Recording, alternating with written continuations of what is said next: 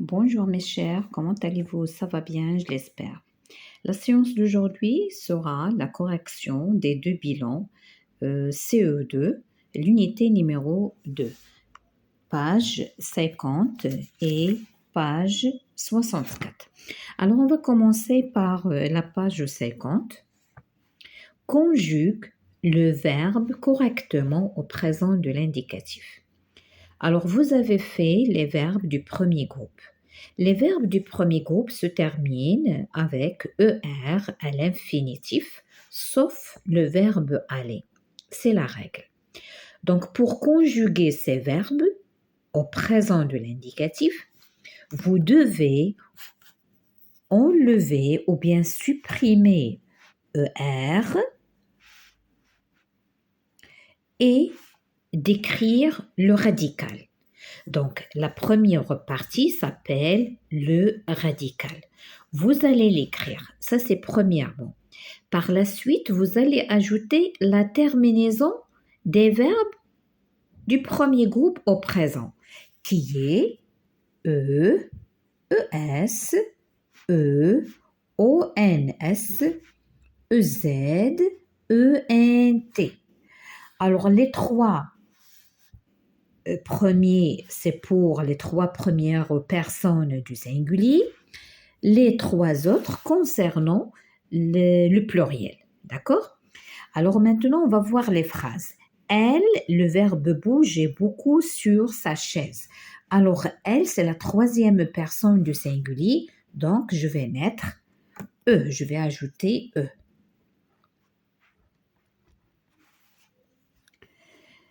La deuxième phrase, vous avez le verbe embrasser, G apostrophe. Pourquoi? Parce qu'il y a E, le verbe il commence par une voyelle. Mes parents tous les matins. Alors là, G apostrophe ou bien je, c'est la première personne du singulier, donc on va mettre E, la même chose. J'embrasse mes parents tous les matins. Le verbe tourner tu à droite au prochain feu rouge. Alors, on a tu, c'est la deuxième personne du singulier, donc c'est ES.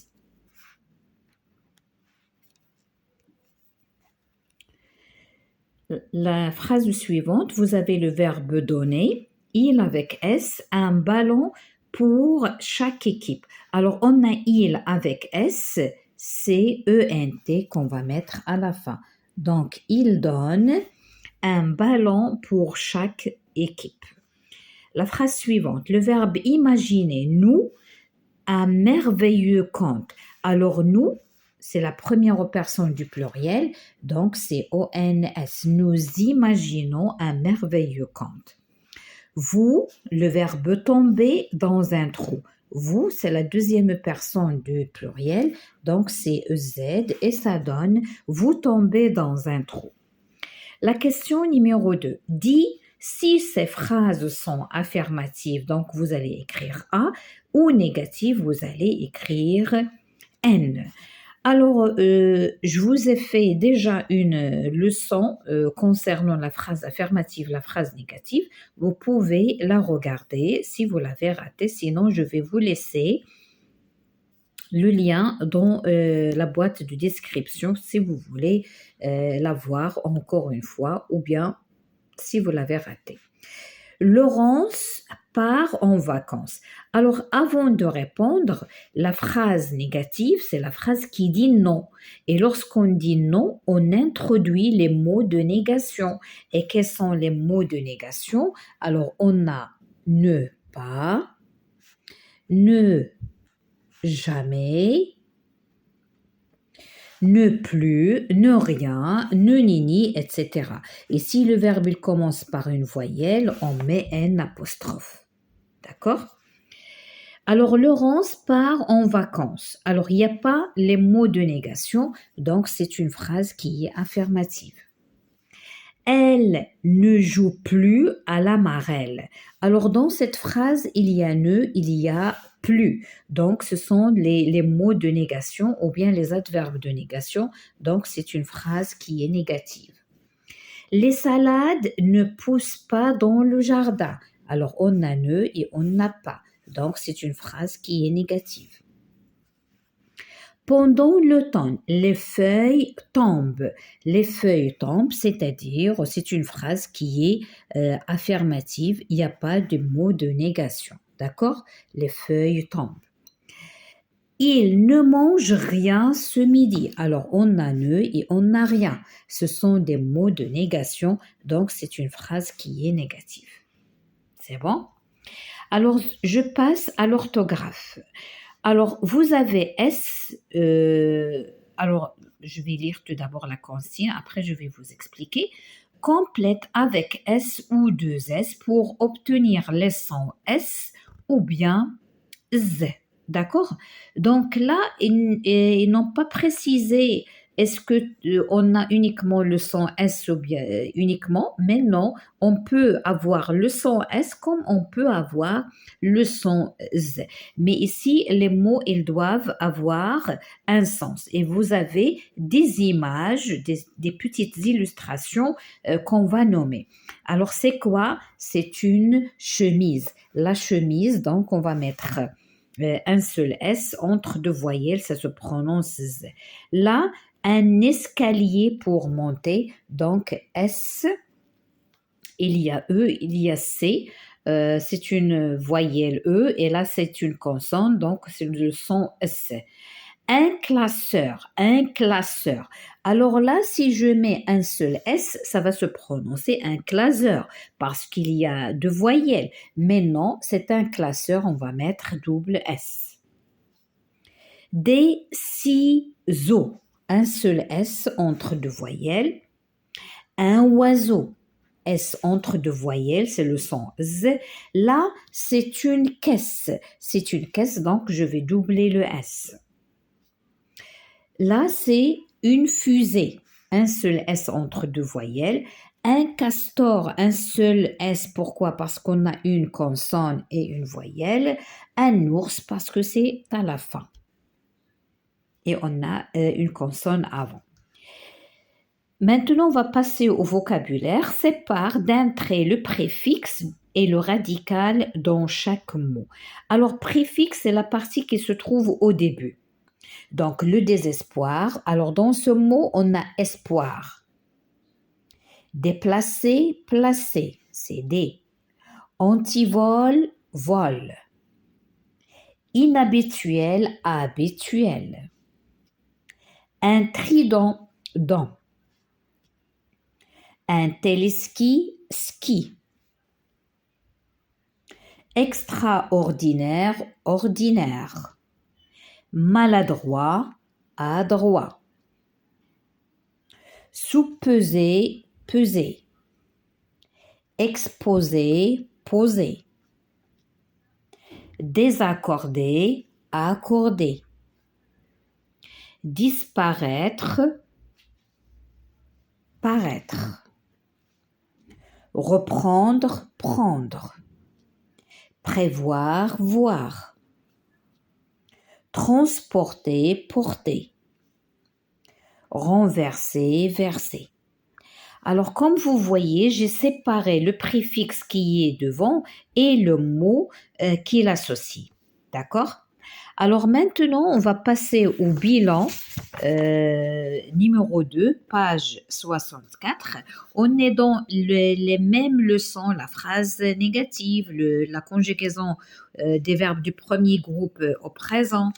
Et là, on va ajouter la lettre G. Tout à l'heure, il y avait le son C et le son Z, mais ici, on va rencontrer la lettre G et comment elle se prononce. Alors, on va commencer par la grammaire. Écris ces phrases à la forme affirmative. C'est-à-dire, on a déjà une phrase qui est négative où il y a les mots de négation. Les mots de négation, il faut les désigner. Et qu'est-ce qu'on va faire? On va les supprimer. On va les supprimer pour obtenir ou bien pour avoir une phrase affirmative. Donc, si on a un apostrophe pas ou bien ne pas, il n'y a pas de problème. On va uniquement les éliminer. Donc, c'est ça ce que je vais faire. Donc, je vais éliminer les mots de négation dans ce cas-là. Il n'y a pas de problème. Et je vais écrire le sujet suivi du verbe. Donc, là, ça devient j'aime. Et ici, je vais supprimer le E du je. Pourquoi? Parce que j'ai une voyelle. Donc, j'aime la soupe. Ici, la même chose. Tu iras au Maroc, pardon, quel marché? Hein, tu iras au Maroc.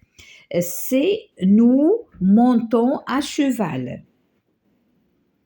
Nous montons à cheval. Il n'y a pas de problème. Lorsqu'il y a ne pas ou bien un apostrophe, ne pensez pas. Ça y est, supprimez et écrivez le sujet suivi du verbe et le complément par la suite. Il n'y a pas de problème.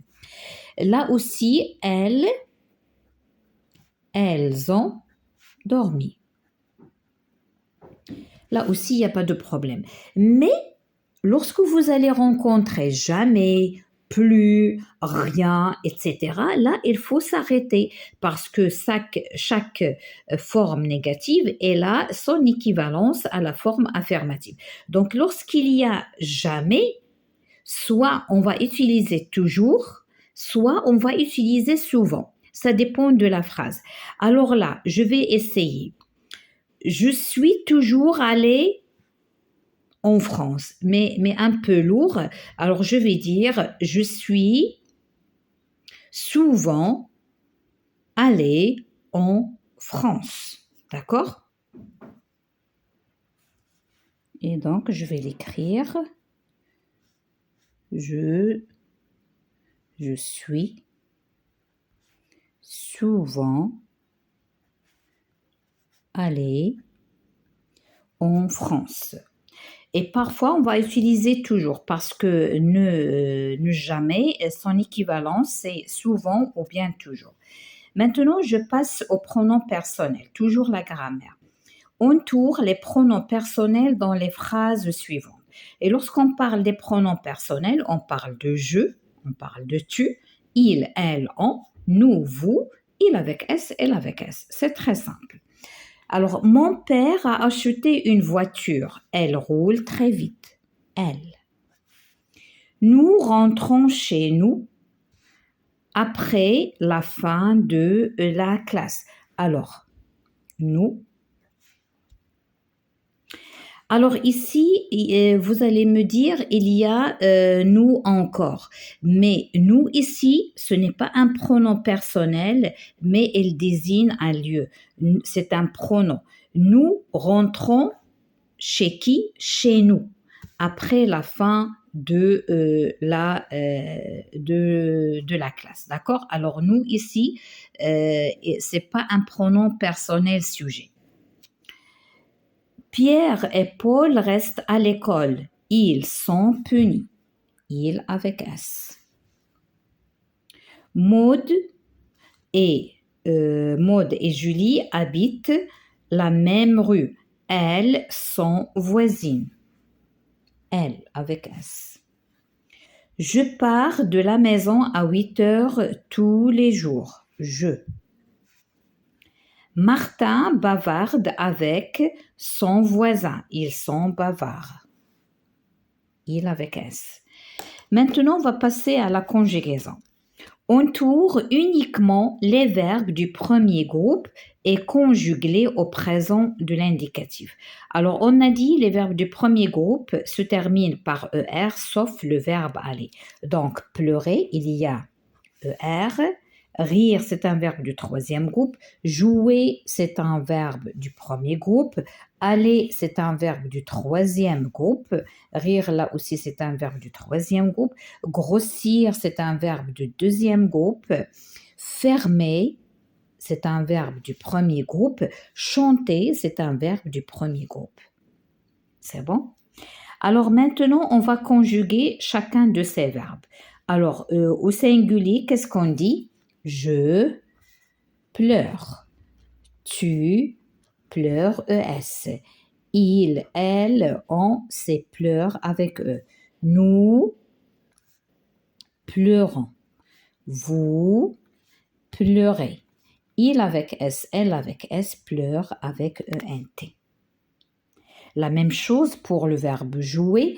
Alors, on enlève le ER, on écrit le radical pour fermer et pour chanter. C'est la même règle. On enlève parce que ce sont des verbes réguliers. Réguliers, c'est-à-dire elles gardent le même radical.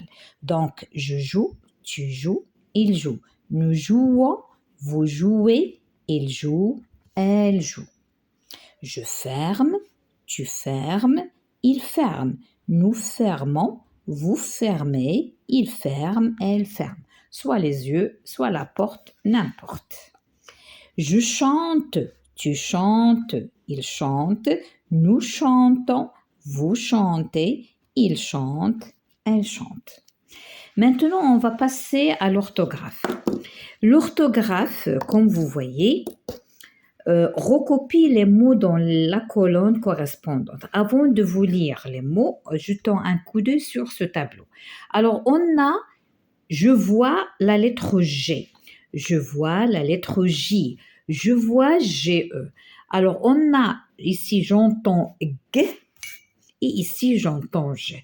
Ce qu'on est d'accord, c'est que lorsqu'on voit la lettre J, jamais il va se prononcer G, jamais, jamais. La même chose, G avec E, c'est le son J. Jamais il ne va se prononcer G. Donc, ces deux cases, ils seront vides 100%. Alors maintenant, on passe. Le genou. Alors ici, qu'est-ce qu'on voit? On voit GE, donc je vais l'écrire ici, le genou. Un grenier, G. La jambe, je vois J et j'entends J. Un G, je vois E, GE. Gai, gai, c'est le son G. Parce que gai, ici, c'est le synonyme d'être heureux, heureux, content. Mais là, un G, par exemple, un jet d'eau ou bien un oiseau. Alors, comme je viens de vous dire, un G, c'est un oiseau. Gay, j'ai dit, c'est le synonyme de heureux, content. Un mage, je vois GE, un mage. Alors, mage, j'ai dit il y a GE. Alors, qu'est-ce que ça veut dire mage? Mage, c'est un pratiquant de la magie, qui fait de la magie, d'accord? Un journal, alors je vois J et je prononce J. La bagarre, je vois G, mais ça se prononce G. Un pigeon, il y a GE et ça se prononce G. Un gilet, je vois la lettre G et ça se prononce G. Alors maintenant, complète les mots suivants par G ou bien GE pour obtenir le son G. Alors, avec ma grand-mère, je rends au parc.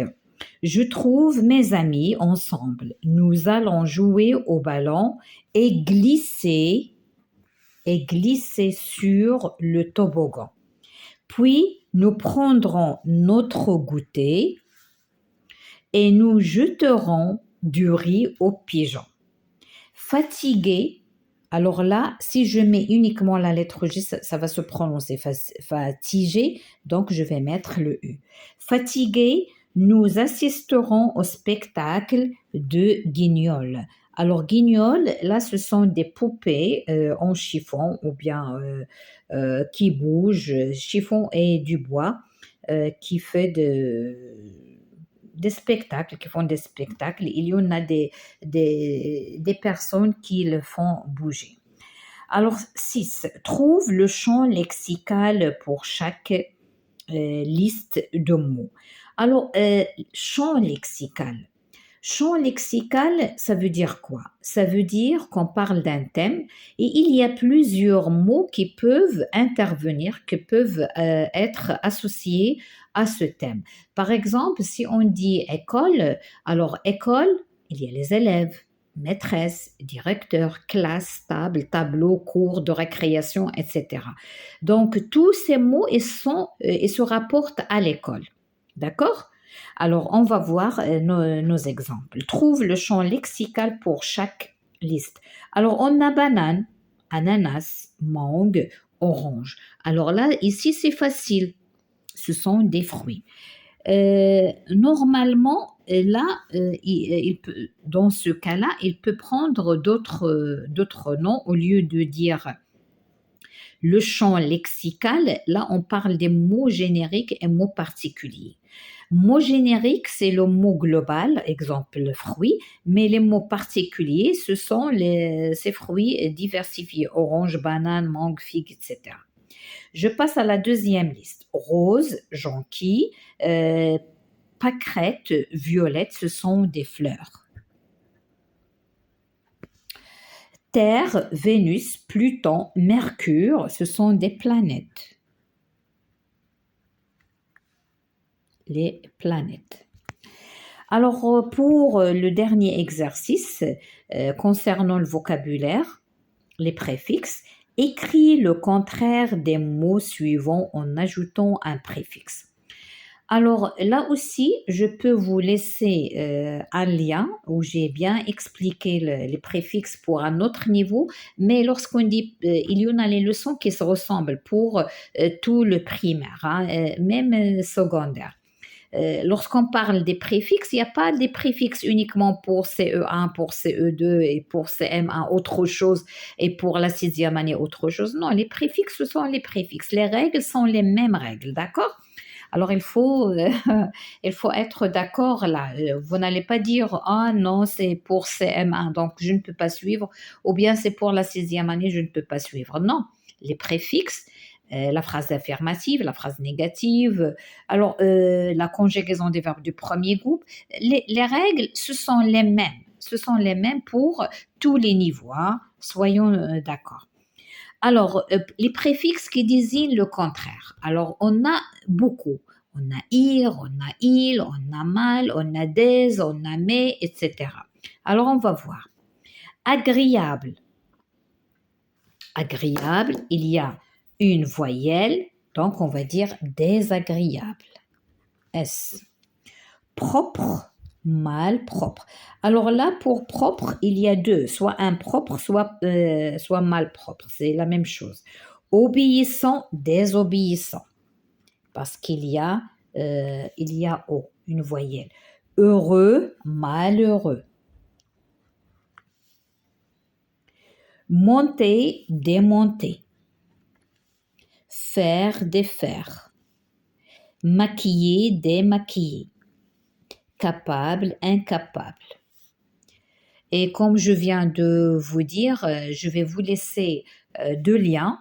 Un lien pour la forme négative et un lien pour les préfixes. Je vous souhaite bon courage et à la prochaine, Inch'Allah.